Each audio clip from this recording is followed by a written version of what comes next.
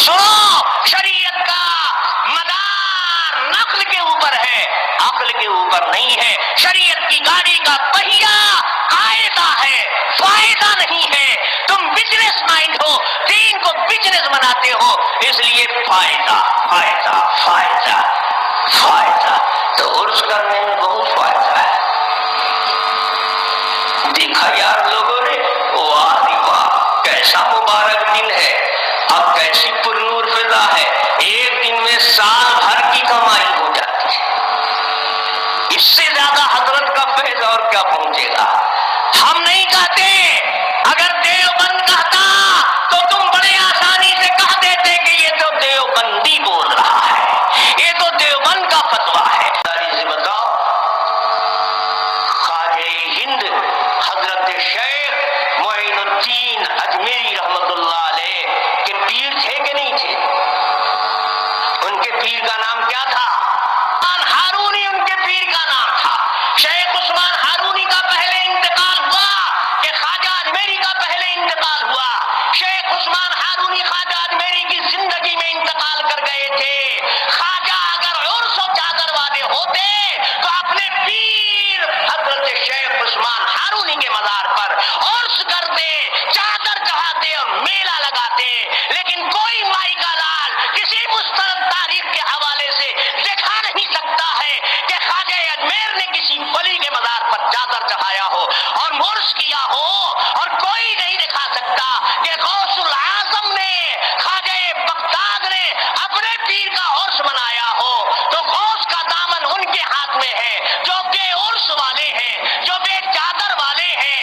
اور چادر کا اگر والا کہتا نہیں چھوڑے، ہم نے پکڑا، غوث قیام نہیں کرتے تھے، غوث فاتحہ نہیں دیتے تھے، غوث عرس نہیں کرتے تھے۔ کوئی مائی کا لال دکھا دے کہ غوث العظم شیخ محی الدین خواجہ بغداد، اور کوئی دکھا دے خواجہ اجمیر، اور کوئی دکھا دے صابر کلیری، اور کوئی دکھا دے نظام الدین اولیاء بیٹھے تھے مجلس میں، نبی کا تذکرہ چل رہا تھا اور ایک بیت ختم پر سب کھڑے ہو گئے اور جھوم کر مستی میں لاکھوں سلام بھیجنے لگے۔ معلوم ہوا کہ وہاں سلام تمہارا سلام نہیں تھا۔ کوئی دکھا دے کہ خواجہ اجمیر کے بارگاہ میں 11 تاریخ کو فاتح ہوا ہو، 12 تاریخ کو شیرنی بنائی گئی ہو، دیگ چڑھایا گیا ہو، خواجہ اجمیر نے اس کے اوپر فاتحہ پڑھی ہو۔ پتہ یہ چلا کہ یہ فاتحہ جس کو جعلی، جس کو انگریزی ملا ڈپلیکیٹ شیروانی پگڑی جبہ اور دستار والا جھوٹی روایت پیش کر کے کہتا ہے کہ نبی نے دیکھو کھجوروں کے اوپر فاتحہ پڑھی، اگر واقعی یہ فاتحے کی حدیث ہے تو مولانا احمد رضا خان صاحب لکھتے ہیں اپنی کتاب الحجت الفائحہ میں صفحہ 16 پر لکھتے ہیں، فاتحے کے وقت شیرینی کا سامنے رکھنا بیکار اور عبث کام ہے۔ بتاؤ نبی نے عبث کام کیا؟ خان صاحب بول رہے ہیں کہ یہ عبث ہے۔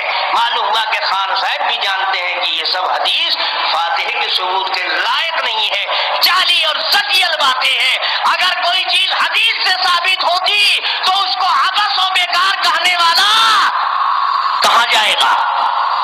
طاہر حسین کے بتانے کی ضرورت پیش آئے گی؟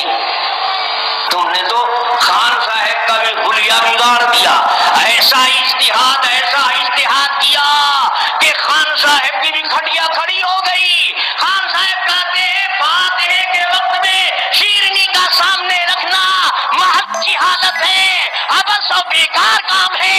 بتاؤ اگر یہ حدیث سے ثابت ہوتا تو جو چیز حدیث سے ثابت ہو تمہارے یہاں عبث و بیکار ہو سکتی ہے، ہم تو 100 جان سے اس پر قربان ہیں، وہ تو سنت ہو جائے۔